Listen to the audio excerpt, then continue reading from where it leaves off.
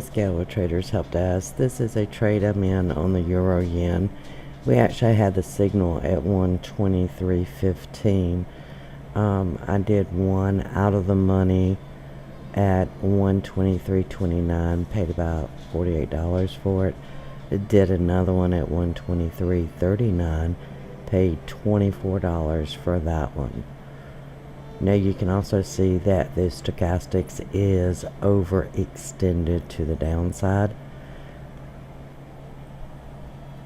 You can't see it on this chart, but we also had volume divergence as these lows were being made. Sellers were decreasing.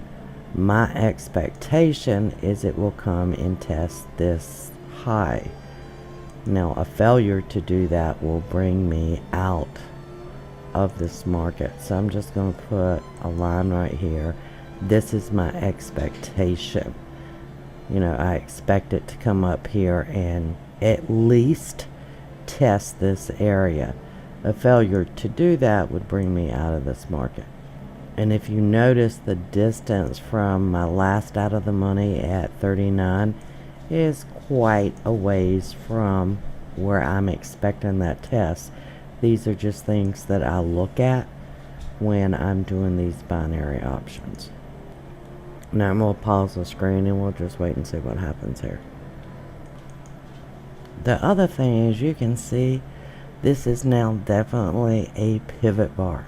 That means we should get a new high on this bar. I look at all of this. I don't take any signal blindly. Trading it isn't that easy. And people need to realize you have to look at your charts. You have to understand the price bars. Okay, here's another one I just entered. I was waiting on this reversal bar to form.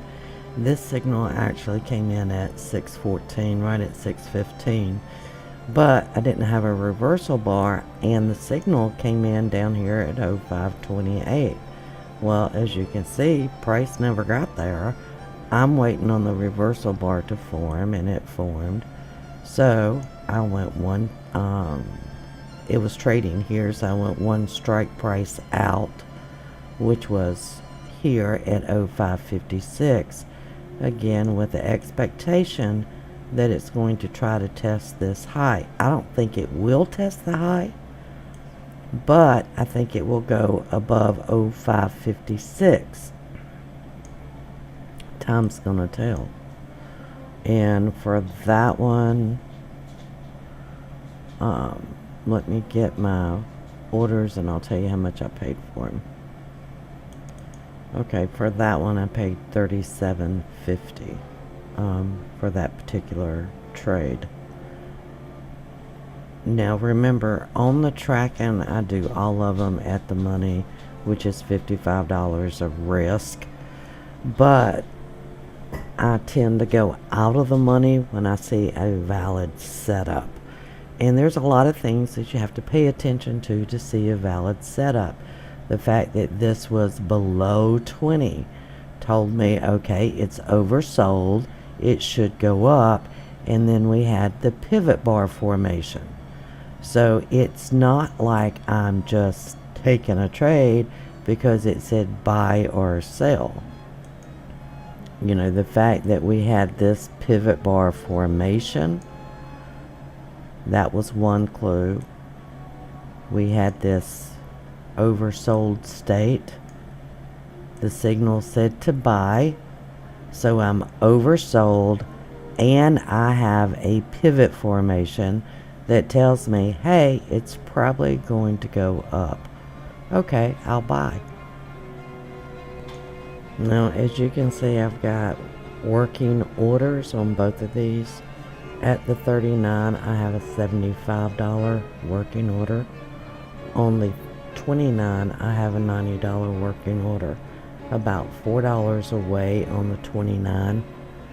On the sale, I'm about $2 away. And you can see I've really doubled my money on the 39. It doesn't take a lot of these to really make a difference in your trading. One of the questions that you might have is, oh, why don't you hold until expiration? I've got an hour, almost an hour and a half to wait. I'm going to make the biggest percentage of my money in the next 20 minutes. Why would I wait another hour? My time is valuable. Okay, we just had one order get filled. We're 50 cents away from this order being filled. There we go. So now I'm out, and there's still an hour and 17 minutes left. I don't need to wait an hour and 17 minutes. That would just be exposing this really quick profit to a loss. I'm not doing that. While we're waiting on this euro dollar, you can see this was the reversal bar that said it will probably go up and test this high. On the British pound, this is your reversal bar.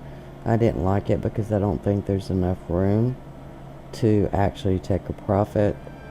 Here's one on the Canadian. Now this one, if you went one strike out, it's probably about 80. So that's going to be tight, whether that makes it or not. The signal was actually called at 97. There's a 20 pip strike, I think, on the US Canadian at this time of the morning on a daily chart, and that was a daily chart because it's coming off of the 60-minute. And I'm looking at it right now in NetX to see what your strike. Yeah, it would be 34.80. Right now it's at 34.77, but it has another 3 minutes to go. We also had one on the Aussie. Again, your signal came in here. This is your reversal bar. And I don't always wait for that reversal bar to close. If I can get cheap out of the money, I'll go ahead and go in. This Aussie is a 5 pip strike width. So there's a strike offered every 5 pips. This is the euro dollar. This was on a daily, 7 a.m. Here's your reversal bar. This confirmed it. So you would have went in on this bar. It's moving in your direction. And then you would want to see this bar, which forms the pivot that says it's going to go higher. Something else I wanted to point out, for example, this one, you had the pivot bar formation here. You would have exited here. You wouldn't have had a full loss on that if you held till expiration. You did. Here was your pivot bar formation. There's no pivot bar formation here at all. So there's no entry there. Even though I count that against the binary signals, there was no entry criteria met. There's no pivot bar. And this one was actually going against your higher time frame because we were already in a 3-hour binary. The British pound is not my favorite to trade. You did have the pivot formation here. This would have been your exit bar because is it moving in your direction? That's a pivot to the downside. Why would you hold through that? And these are just things that I know people are doing wrong. I have a free presentation on the Nadex webinar archives on reading price bars. And even though I allocate $55 per trade, I don't use $55 per trade. I usually get mine for $45 or less. So on the USD Canadian, it did close below 34.80, closed below the strike. So that is a positive trade. On the euro dollar, you closed above the strike. Even if you entered, somewhere around here, you were safe. It was a good trade. If you went 5 strikes out, well, no, you probably lost some money on that one. The Aussie dollar, your signal came in here. This was your pivot bar. It closed above. Again, that would have been a good trade.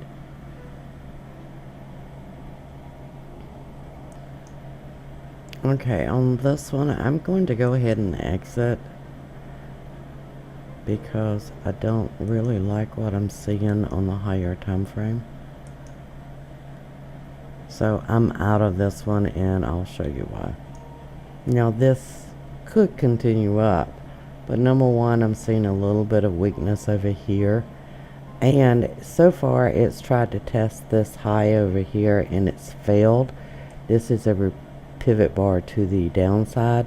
This could be a pivot to the upside, but you know, I don't want to have a negative day, so I went ahead and closed that out. You see more that it's struggling over here. It really could not take out this high. This could be a pivot bar to the downside. You know, I've got profits. It's not what I wanted, but it's what the market was offering. If you come back over here and look at this stochastics, do you see how it's at 80? You know, I'm not risking what I have made in profit because this could pull back. Well, you know, it could pull back and go in my direction. There's an hour left. That's trading on hope. My job as a trader is to take profits when they are offering them. I've got profits on the table. I'm taking them. I hope this video helps you understand the binaries a little bit more and the signals. If not, you can always email me. I'm more than happy to help if you are a client and need understanding on the signals or the indicators.